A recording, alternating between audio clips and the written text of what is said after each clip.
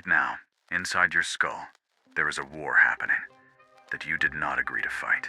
One side wants everything, immediately, with no regard for consequences. Another side is obsessed with rules, judgment, and punishing you for wanting things at all. And caught in the middle is a third force, exhausted, negotiating a ceasefire between the two that never actually holds. Sigmund Freud believed this war never stops. Not when you're calm. Not when you're asleep. Not when you think you're being perfectly rational. He believed every decision you've ever made, who you trusted, who you resented, what you call yourself when no one's listening, was the outcome of a battle between three competing forces inside your own mind, and that most people go their entire lives without realizing which side is actually winning. Here's the unsettling part. Freud didn't think you were meant to find out. He believed the entire structure was designed to hide its own workings from you. That the part of you doing the thinking is often the last to know why it's really thinking that way. Think about the last decision you made that you couldn't fully explain afterward. The purchase you regretted an hour later. The person you kept returning to even though you knew better. The apology you gave that you didn't actually mean. Freud would say none of that was random, and none of it was really a mystery. It was one of these three forces winning a negotiation you weren't even aware was taking place. By the end of this video, you'll understand the three forces Freud identified, how to recognize which one is currently dominating your behavior, and why the answer to that question might explain more about your life than you're ready to admit.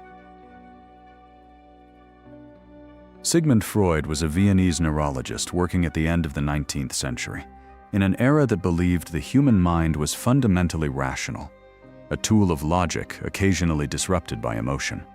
Freud spent his career dismantling that assumption entirely. Through his clinical work, treating patients with symptoms that had no physical explanation, paralysis, tremors, obsessive behavior with no medical cause, he became convinced that the conscious, rational mind was not the driver of human behavior. It was closer to a spokesperson, issuing explanations after the fact, for decisions made somewhere the spokesperson never had full access to. This became the foundation of psychoanalysis. And later, in his 1923 work, The Ego and the Id, Freud formalized what remains his most enduring and most misunderstood contribution, a three-part structural model of the psyche. Not id, ego, and superego as separate rooms in your head, but three competing forces, constantly negotiating, constantly in tension, producing the version of you that shows up in the world. Modern psychology has moved past several of Freud's specific claims. His theories on psychosexual development, for instance, are largely rejected by contemporary researchers. But the structural model of competing internal forces has proven remarkably durable.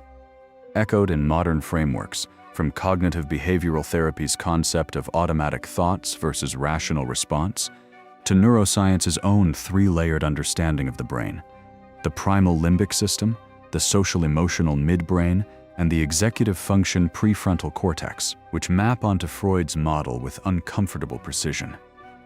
It's worth being clear about what makes this model different from earlier ideas about the mind, because the distinction is what made it so controversial in Freud's own time. Before Freud, the dominant assumption was that a person's actions could be explained by that person's stated reasons. You did something because you consciously decided to. Freud inverted this. He argued the conscious, stated reason is frequently a cover story, constructed after the fact by the ego to make an id-driven or superego-driven decision look rational. This is what Freud called rationalization, and it's arguably the most unsettling implication of the entire model. The explanation you give yourself for your own behavior is not necessarily the real explanation. It's the version your ego found acceptable enough to let through to conscious awareness. The reason this model still matters for understanding dark psychology and manipulation isn't nostalgia for an old Viennese doctor. It's that once you can name which of the three forces is driving a person's behavior, including your own, you gain a diagnostic lens most people never learn to use. And that lens works whether you're trying to understand yourself or trying to understand exactly what someone else is exploiting in you. The id is the oldest, most primitive part of the psyche, and Freud believed it's the only one you're born with, fully intact. It has no concept of morality, no concept of consequence, no concept of other people's needs. It operates entirely on what Freud called the pleasure principle. Get what feels good. Avoid what feels bad. Want it now. Picture an infant screaming the instant it's hungry. Not politely requesting food, not considering that its mother might be asleep, not weighing the social cost of the outburst. Pure, immediate demand. Freud argued that this force never disappears as you grow up. It goes underground, buried beneath layers of socialization. But it remains fully active beneath the surface of every adult, waiting for the right conditions to resurface. You felt the id directly, whether you named it or not.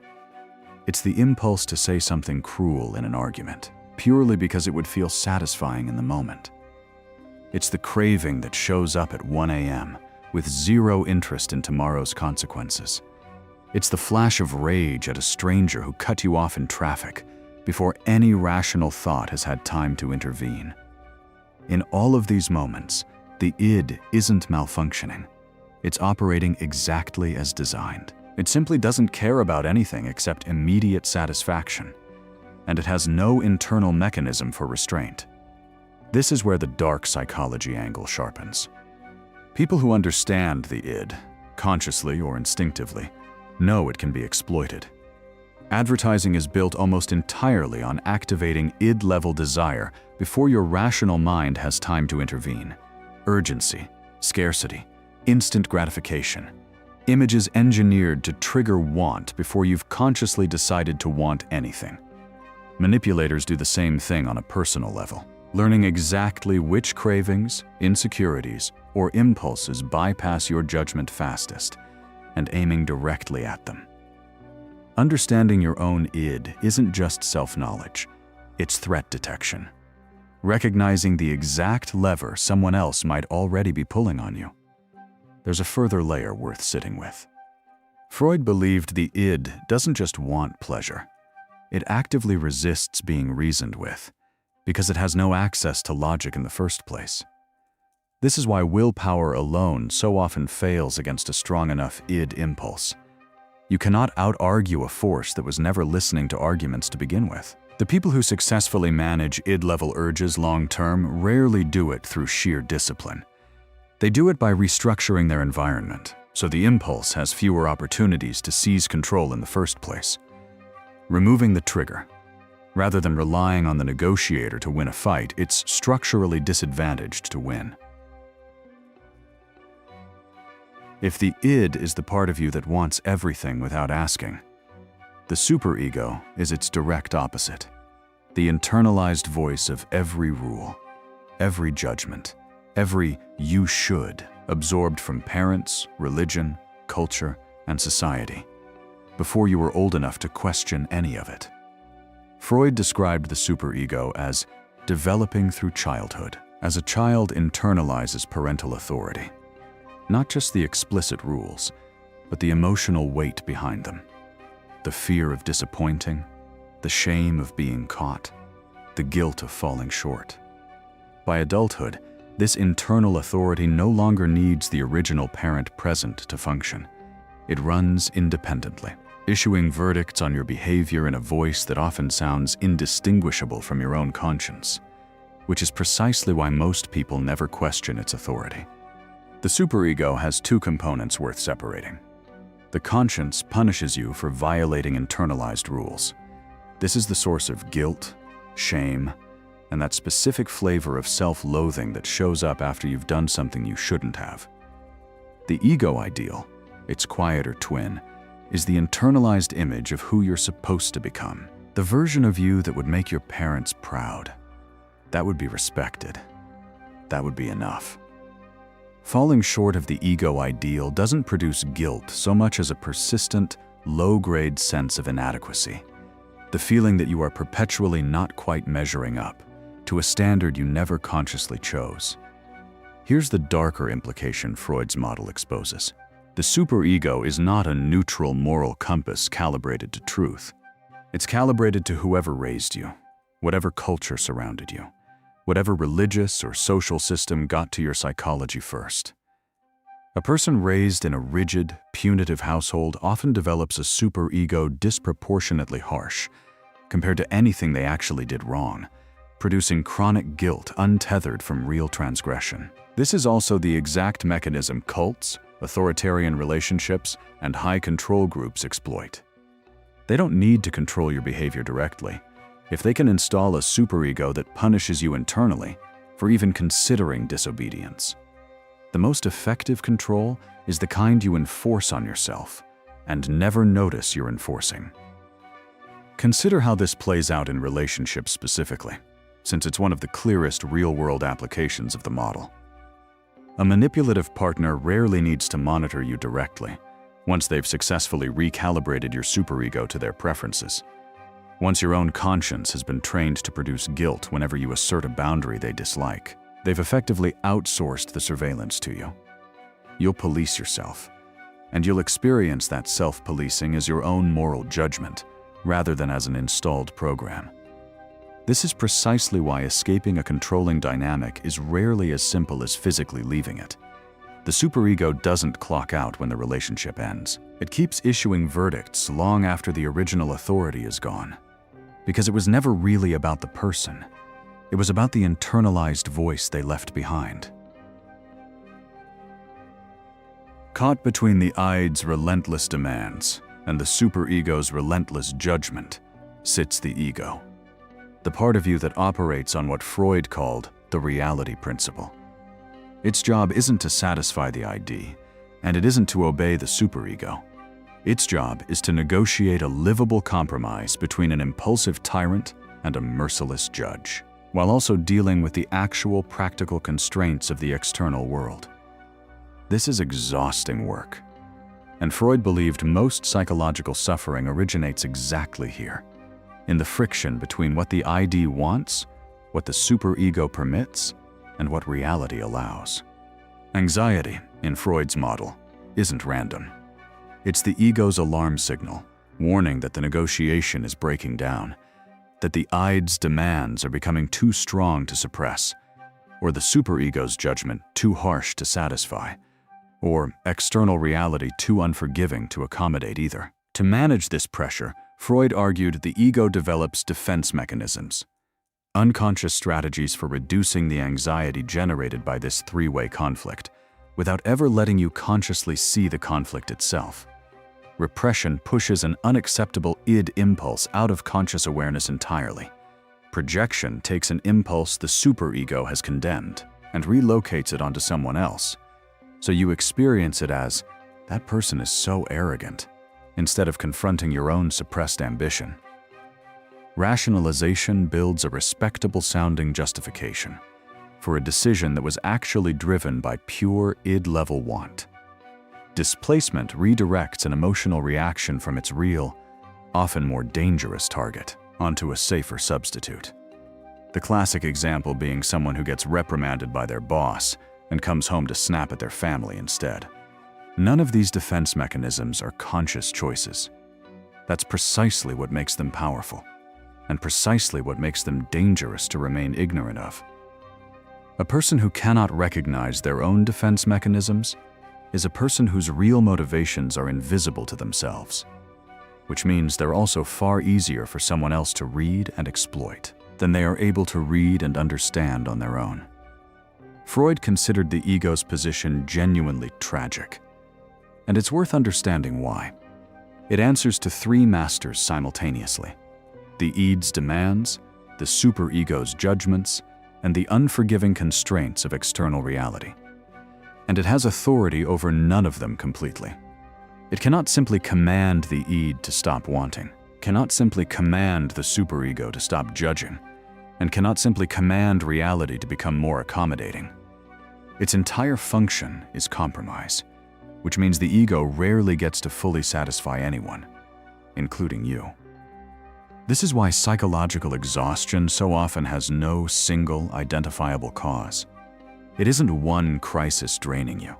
It's the accumulated cost of constant, invisible negotiation between forces that never stop making demands, running in the background of every decision you make, whether you're aware of the negotiation or not. This is also why willpower, treated as a purely conscious effort, so often fails under sustained pressure. Willpower is really just the ego's negotiating strength. And like any negotiator working 3 jobs at once, it has a limited daily reserve. Depleted early, with a stressful morning, a draining argument, a day of constant small denials. And by evening, the Id's demands or the superego's judgments start winning by default. Not because either force got stronger, but because the negotiator simply ran out of capacity to hold the line. Here's where the framework becomes genuinely useful, instead of merely academic. Freud's model isn't static. It's a live power balance. And in any given person, at any given point in life, one of the 3 forces tends to dominate. An id-dominant psyche shows up as impulsivity without regard for consequence, addiction, explosive anger, an inability to delay gratification, relationships built around immediate need rather than sustained care. These are people who feel intensely and act on it instantly, often leaving a trail of damage they only recognize afterward, if at all. A super-ego-dominant psyche shows up as the opposite extreme: chronic guilt, perfectionism, an inability to rest without earning it, self-punishment disproportionate to any actual wrongdoing, and a nervous system that treats every desire as suspect before it's even examined. These are people who have essentially outsourced their entire inner life to an internalized judge, and who often mistake this constant self-surveillance for virtue, rather than recognizing it as unresolved psychological weight. A healthy, ego-dominant psyche, which Freud considered the goal, though rarely fully achieved, looks like someone who can feel a strong ID impulse, register a superego objection, and consciously choose a response that satisfies neither extreme, but serves their actual long-term interest instead.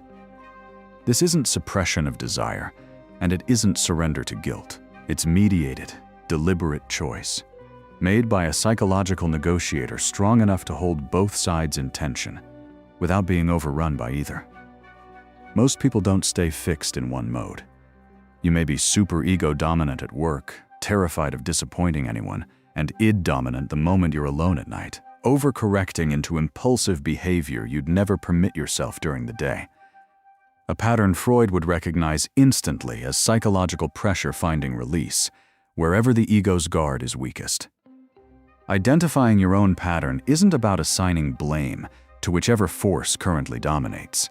It's about locating exactly where your ego's negotiating power has broken down, because that's the precise location where change becomes possible. There's a diagnostic question worth asking yourself directly, because it tends to cut through self-deception faster than abstract reflection. When you look back at your biggest regrets, do they cluster around moments you gave in to something you shouldn't have? Or moments you denied yourself something you actually needed? The first pattern points toward id dominance, getting the final word too often. The second points toward a superego so dominant, it's been vetoing your own legitimate desires as though they were crimes. Most people, when they're honest, find their regrets cluster heavily on one side, rather than distributed evenly. And that clustering is the clearest available evidence of which force has been quietly running your decisions, while your conscious mind believed it was in control. This also explains why the same event can produce wildly different reactions in different people. 2 people receive identical criticism from a boss. One spirals into days of self-recrimination, replaying the moment, certain it confirms some deep inadequacy, a superego working overtime. The other shrugs it off entirely, extracts nothing useful from it, and repeats the same mistake next week. An ego too weak to enforce any accountability against the id's preference for comfort. Neither reaction is really about the boss. Both are about which internal force absorbed the impact first. It's worth noting that neither extreme is the goal, even though it's tempting to romanticize whichever one you don't currently lean toward. The id-dominant person's freedom from guilt can look enviable to someone crushed under a harsh superego, and the superego-dominant person's discipline can look enviable to someone whose life feels chaotic and impulsive. But Freud's actual prescription wasn't to swap one dominant force for the other. It was to strengthen the ego enough that neither extreme gets to run the show unchallenged. A genuinely rare psychological achievement, and one that requires ongoing maintenance, rather than a single breakthrough. Freud never believed the war between these three forces could be won outright. Id, ego, and superego were never meant to reach a permanent peace treaty. The goal was never silence. It was a strong enough negotiator at the center, able to hear the tyrant's demands and the judge's verdicts, without being controlled by either one. This is also why Freud considered self-awareness itself a form of power, long before that idea became a wellness cliché stripped of its original weight. He didn't mean vague mindfulness. He meant something closer to intelligence work, directed inward, learning to catch the id mid-impulse before it hijacks a decision, learning to question the superego's verdict instead of automatically obeying it, learning to notice your own defense mechanisms firing in real time instead of only recognizing them in hindsight, if ever. Most people never develop this capacity, not because it's impossible, but because the entire system is built to operate below the threshold of conscious notice. The war stays invisible by design. The moment you can see it clearly is the moment you stop being merely a battlefield and start becoming, at least partially, a participant with actual say in the outcome. So take the question seriously, the same way you'd take a diagnosis. When you look at your last major decision, the argument you couldn't let go of, the thing you bought at 1 a.m., the apology you gave when you didn't actually believe you were wrong, which force was actually driving? Because Freud's darkest insight wasn't that this war exists. It's that most people go their entire lives assuming the ego is in charge, when the truth is far less comfortable and far more revealing of who they actually are underneath the story they tell themselves. If this made you look at your own mind differently, that's exactly what this channel is built for. Subscribe to Obsidian Mind for more breakdowns of the philosophers and psychologists who understood the darker truths of human nature. And drop a comment below, telling me which force you think is winning inside you right now. I read every one.